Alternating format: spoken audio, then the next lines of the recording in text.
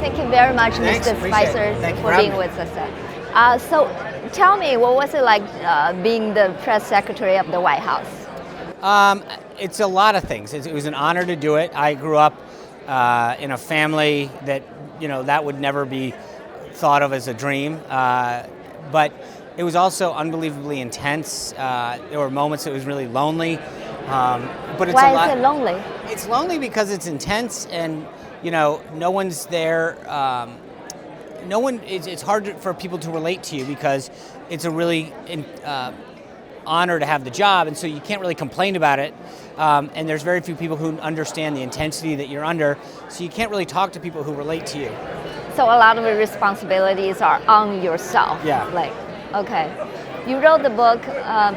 You wrote the briefing, the press, the politics, Yeah. and the president, and became the national bestseller.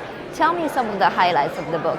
Well, I think what it was is, as I after I left the White House, I would hear people tell me about myself, and they'd say, I heard that you felt this way, and I thought, okay, well, if I'm going to have my story told, I might as well tell it myself.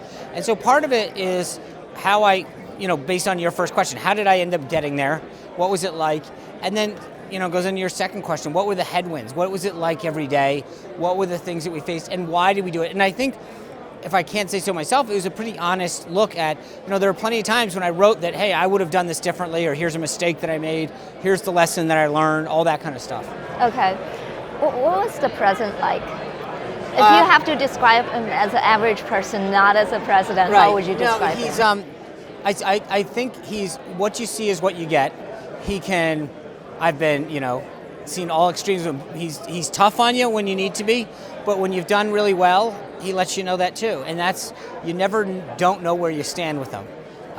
He can be unbelievably empathetic and be caring and concerned in a way that I don't think gets through.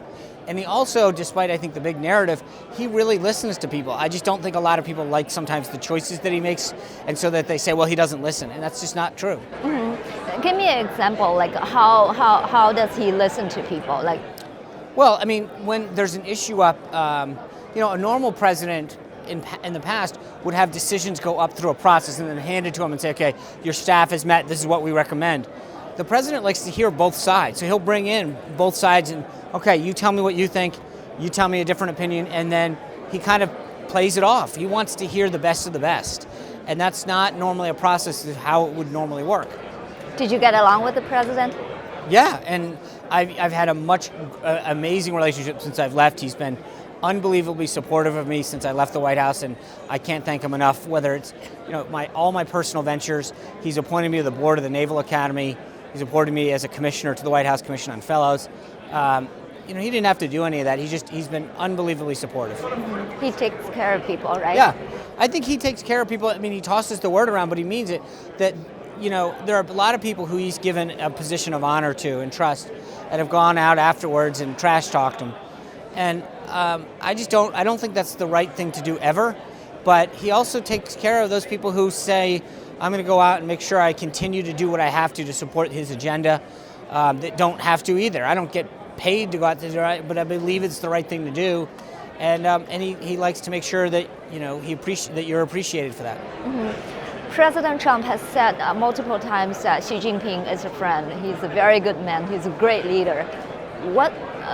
From your assessment, what does he really think about Xi Jinping? I think he means all of that. Okay. And the president. But he's a dictator. But see, the difference, right? The difference with the president is he's a businessman at heart, right? He always is trying to get a deal, and so you hear him talk about leaders. A lot of times business is about getting in that room. He loves to play golf because so much of business happens on the golf course. He gets into the relationship part of making a deal. And so he sits down with someone like Xi Jinping and says, okay, we've got trade issues, we've got concerns with human rights, all of this stuff that's going on in China. Well, I can lecture you, or I can get to know you, talk to you over dinner, and maybe come at you in a less hostile way than people have in the past. Mm-hmm. So he really... But the proof is in the pudding. I mean, at the end of the day, you look at trade with China, they're talking about buying more of our agricultural goods. We've got a lot of progress that's being made. And that's I think, the important thing is he making progress? And right now the answer is yes. Mm-hmm. Talking about the trade deal, the U.S. demands, the Trump administration is demanding China to do structural changes to the U.S.-China trade relations. Right. That basically is requiring China to the Chinese Communist Party to change its way to run its economy, Yes. to change the way it runs its country, and basically a political reform of some sort, which the Chinese Communist Party has never been able to Right. do throughout the history. So I was wondering if the Trump administration is aware of what they are actually asking the Chinese government Oh, to do. I don't think that there's any misconceptions about that at all. I mean, whether it's how much tech transfers, theft of intellectual property, or the idea that our companies have to be, percentage owned in China. But we've got to make baby steps if that's what it takes. I get it. I mean, Robert Lighthizer, the U.S. Trade Representative, has been at this for years. He gets it.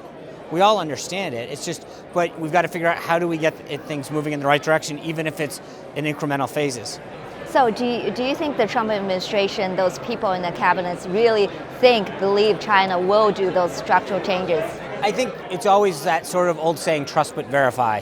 They want to believe that we can do it, but no one's going to just trust them to do it. They're going to make sure that we verify it and that we have some degree of accountability. So you have a backup plan? Well, it's not just the answer is either they continue to do what they do or we kind of tweak it and maybe move in the right direction. So we can always revert back to it, but I don't think that's good for either country. Do you think the U.S. and China economy will decouple and should decouple? Well, I think that we've seen just now with the threat of coronavirus how captive we are to so many things made in China, and I would hope that this is an opportunity to reconcile that and bring some of our manufacturing and drug manufacturing especially back to the United States.